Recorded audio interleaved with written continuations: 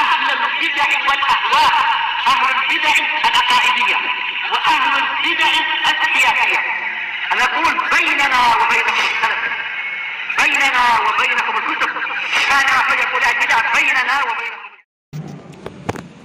بسم الله الرحمن الرحيم. Alhamdulillah wassalatu wassalamu ala Rasulillah wa ala alihi wa sahbihi wa man wala ma ba'd. Kita lanjutkan bacaan berikutnya terhadap kita tarbiyatul aulad, pendidikan anak berdasarkan bimbingan Al-Qur'an was sunnah karya Asy-Syaikh Abu Abdullah Faisal Al-Hashidi atsabahullah. Sekarang kita masuki halaman berikutnya, itu halaman yang ke-50.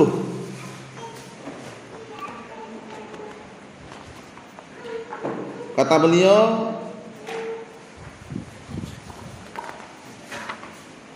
termasuk mendidik anak adalah ta'limul aulad Al-Qur'an. Mengajarkan kepada anak-anak Al-Qur'an. Kalau pembahasan sebelumnya mengajarkan kepada anak-anak itu keimanan. Kalau sekarang karena hadisnya sama nanti, mengajarkan anak-anak kita agar mengenal Al-Qur'an dan menghafalkan Al-Qur'an dan mengamalkan kandungan daripada Al-Qur'an tersebut. Kita baca barakallahu fiik. Qala al-mu'allif asbahullah akhraja at-Tabrani fil Kabir min hadits Jundub bin Abdullah al-Bajali radhiyallahu anhu qala kunna ma'an nabi sallallahu alaihi wa ala alihi wasallam wa nahnu fityanun hazawiratun fata'allamna al-imana qabla an nata'allama al-Qur'an thumma ta'allamna al-Qur'an fazdatna bihi imana. Masyaallah. Artinya telah diriwayatkan oleh Imam At-Tabrani rahimahullah dalam kitab Al-Kabir dari hadisnya Jundub bin Abdullah al-Bajali radhiyallahu anhu. Qala, beliau berkata, dahulu kami bersama Rasulullah SAW, waktu itu kami dalam keadaan pemuda remaja.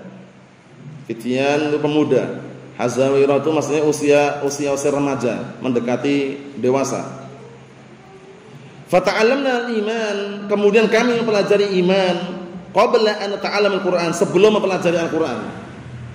Dipaham iman dulu, setelah itu baru mempelajari Al-Qur'an. Tsumma ta'allamna al-Qur'an, kemudian setelah itu kami mempelajari Al-Qur'an, fazdatna bihi imana. Akhirnya semakin bertambahlah keimanan kami. Karena apa? Karena ketika orang membaca Al-Qur'an, meresapi, merenungi, mentadabburi isi Al-Qur'an, paham ya? Yang terkandung dalam ayat-ayat Al-Qur'an itu kadang-kala apa? Membikin kita semakin semangat mengingat akhirat. Nah, di saat itulah bertambah keimanan. Karena keimanan seorang hamba tidak stabil. Kadang naik, kadang turun. Bertambah dengan ketaatan kepada Allah Ta'ala, berkurang dengan kemaksiatan kepada Allah Subhanahu Wa Ta'ala.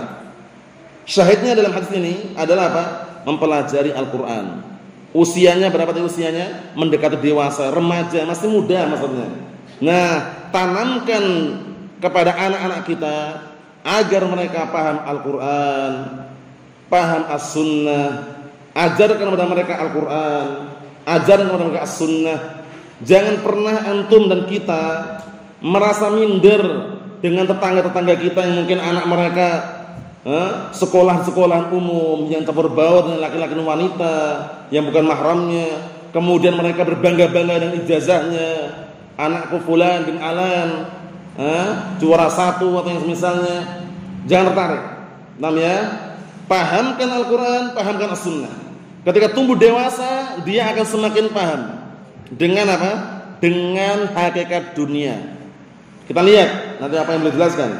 Qala Asy-Syaikh Abu Abdullah Faisal Al-Hashidi dalam syarahnya itu, al-haditsu fihi ma yadullu ala ta'limil aulad al-Qur'an. Hadis ini di dalamnya menunjukkan apa yang terkandung apa dalam hadis tersebut mengenai mengajarkan anak-anak itu Al-Qur'an.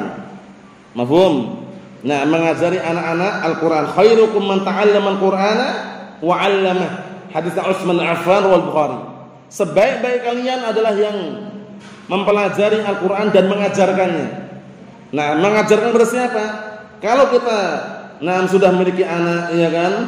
Atau punya saudara atau saudari misalkan, ajarkan kepada mereka. Paham ya? Walaupun hanya ngajarin di awal permulaan Iqra. Alif, ba, ta, sa, jim, itu nanti keutamaannya besar. Di saat dia bisa baca Al-Qur'an, mengajarkan Al-Qur'an, pahalanya mengalir atau tidak? Mengalir. Bayangkan itu. Kita lihat. Ba'da ta'limihim al-iman billah, setelah mengajari mereka beriman kepada Allah Taala. Memang tauhid nomor 1 memang. Tapi jangan lupa mengajarkan kepada mereka Al-Qur'an. Fa'alal walidain istighlal fursatit tufulah sahih.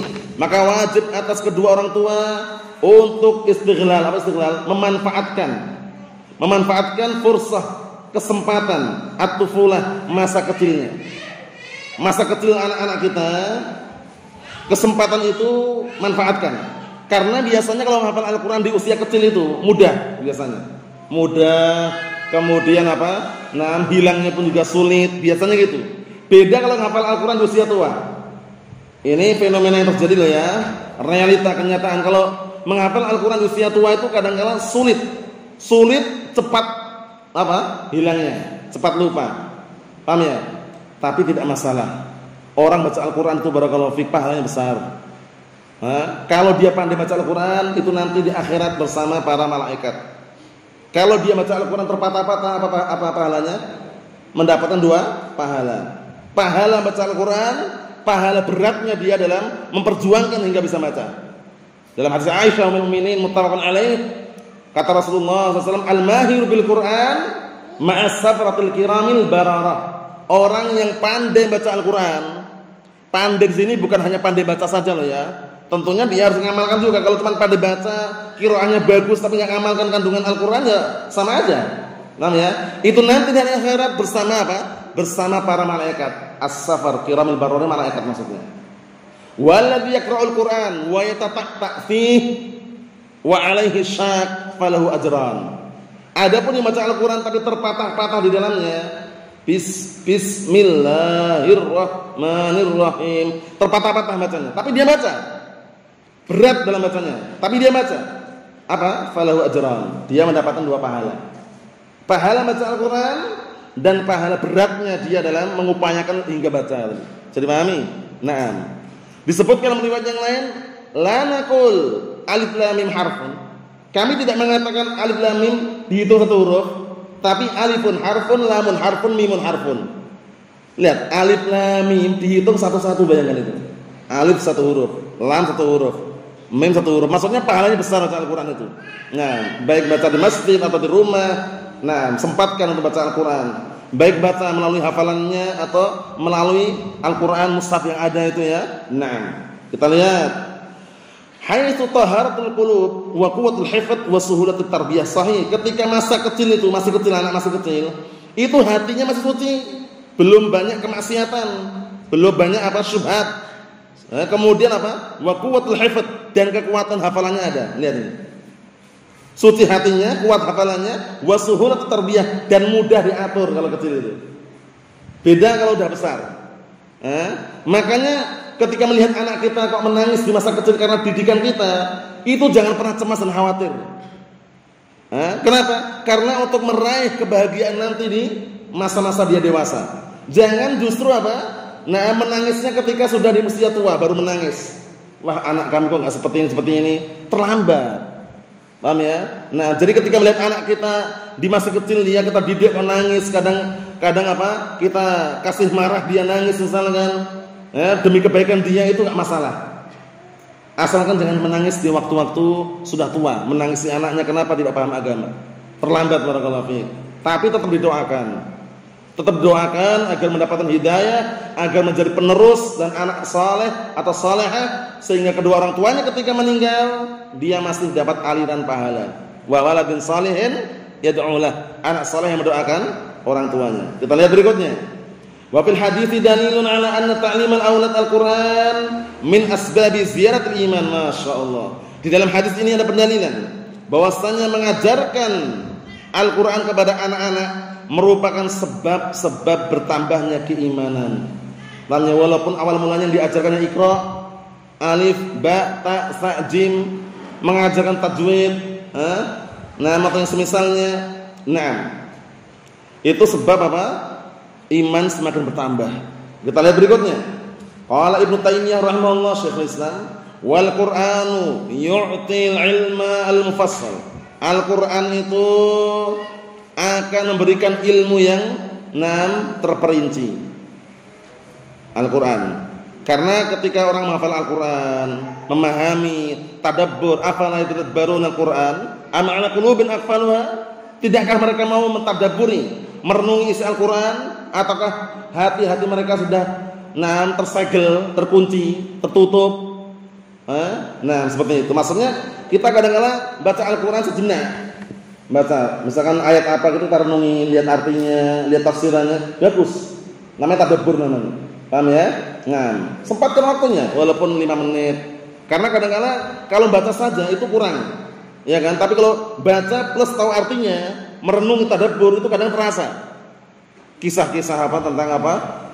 Ya'juj Ma'juj, atau dalam surat Kahfi lah taruhlah misalkan, atau renungi baik-baik atau baca, atau kisah apa dalam surat An-Nur itu tuduhan yang mereka tuduhkan kepada Ummul Mukminin Aisyah berzina, paham ya? Itu kadang kita kalau baca ayatnya plus tafsirannya itu tambah apa? Semakin istilahnya itu apa ya? Terharu dengan apa keadaan mereka yang sabar dengan ujian tersebut.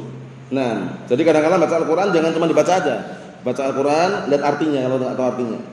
Renungi kisah-kisah terdahulu misalkan. Paham ya? Kita lihat berikutnya. Fayazidul iman, akhirnya bertambahlah keimanan. Karena qala Jundub bin Abdullah al-Bajali wa ghairuhu minas sahabah, sebagaimana diungkapkan oleh sahabat yang mulia Jundub bin Abdullah al-Bajali dan yang lainnya dari kalangan sahabat. Ta'allamnal iman tsumma ta'allamnal Qur'an. Kami mempelajari keimanan, kemudian kami mempelajari Al-Qur'an, fazdadna imana, kemudian semakin apa? Kemudian semakin bertambahlah keimanan kami. Lihat. Fatuba liman istahada fi ta'lim auladihi al-Qur'an sigharan. Perhatikan ini, maka beruntunglah orang yang apa? Bersungguh-sungguh mengajari anak-anaknya Al-Qur'an. Jangan malas-malasan, kadang kita kompak dengan istri. Paham ya? Kompak dalam artian apa? Kerjasama, ta'awun. Mungkin istrinya yang ngajari Iqra, ngajari baca, suaminya yang nasmi. Paham ya? Kompak itu. Nasmi hafalan anaknya. Paham ya? Ta'awun seperti itu diperlukan. Paham ya? Jangan semua dibebankan ke istrinya, akhirnya apa? Yang suaminya sibuk dengan pekerjaannya, lupa anaknya, jangan. Paham ya? Harus sering ta'awun dalam rumah tangga, barakallahu fi. Karena apa? Agar terwujudkan yang namanya keharmonisan dalam rumah tangga. Suami istri, istrinya triset, istri setia. Suaminya sumset, suami setia. Maksudnya bagaimana? Saling ta'awun, kerjasama dalam mendidik anak tadi. Katakanlah bapaknya tidak mampu karena waktunya enggak ada, misalkan untuk ngajarin Iqra, istrinya yang ngajarin Iqra. Nanti tasbihnya sama bapaknya, enggak masalah. Itu penting juga seperti itu. Kita lihat berikutnya. Kata beliau, fayas'ud bihim fid darain, yang akhirnya membuat mereka bahagia kelak di dua negeri.